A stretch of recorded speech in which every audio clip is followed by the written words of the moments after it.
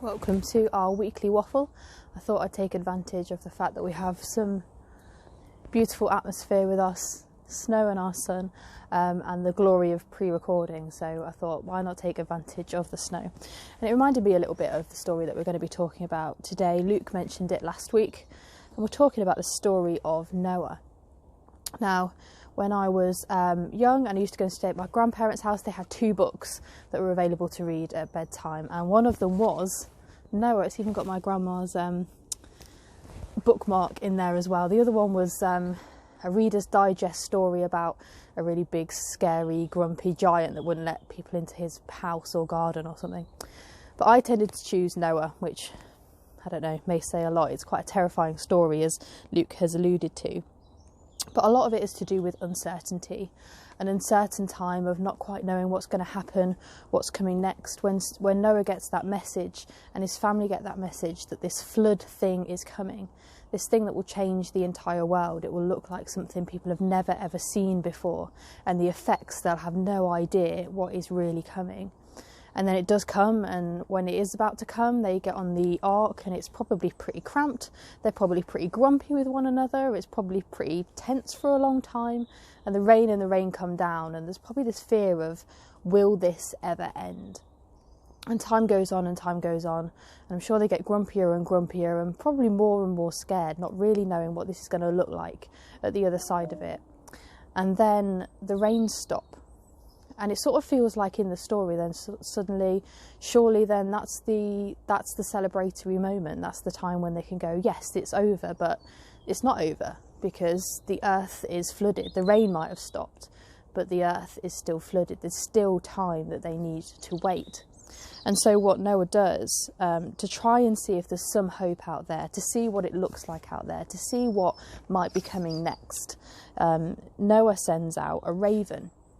And the raven goes out, but it doesn't come back. And actually it says in my book that Noah's wife was really sad because she'd become to quite like the raven, and it was a real shame that the raven didn't come back. Sort of become part of the family, I'm sure, when you've shared like 40 days, 40 nights with a raven and many, many other animals.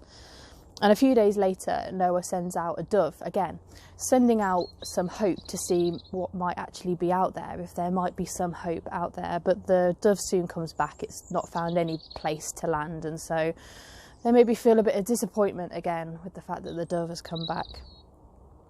And I think they try it a few times, but then another week later, they send out this dove, and the dove comes back carrying a leaf in its beak from an olive bush. And they realise that the dove has found some dry land. Even at that point of hope, it's a big sign of hope. There is some land out there. The waters are receding. But they know that actually it's going to be a long time until this flood clears. It's going to be a long time for the effects that have happened under this huge big thing come to reveal themselves and get back to some kind of normality. And eventually the ark finds its place on some land, and then, as Luke said really greatly last week, that they celebrate and they worship God and they thank God. But it's been quite a journey. It's been quite an adventure. There's been a lot of uncertainty. There's been a lot of hope that's been sent out to hopefully come back with some good stories or some good news, and lots of different seasons and stages of maybe feeling despair, feeling tense, feeling stressed, feeling uncertain. But actually, even in that time, they were able to send out signs of hope every so often, hoping that something would come back. And I think with this story, as much as we can connect it with what we're going through now, I don't believe God sent COVID, and I don't believe that there's a promise of what this is going to look like at the end of it. But the promise that God does give us is that whatever circumstances we're in, that they will never leave us. They will always be with us. And that whether it's good times or hard times, they will always be with us. Some of us have been through things in our lives where we have had long times to wait in uncertainty, whether it's with illness, mental illness, physical illness, grief, loads of uncertainty around money or jobs or all sorts of things that really shake our lives.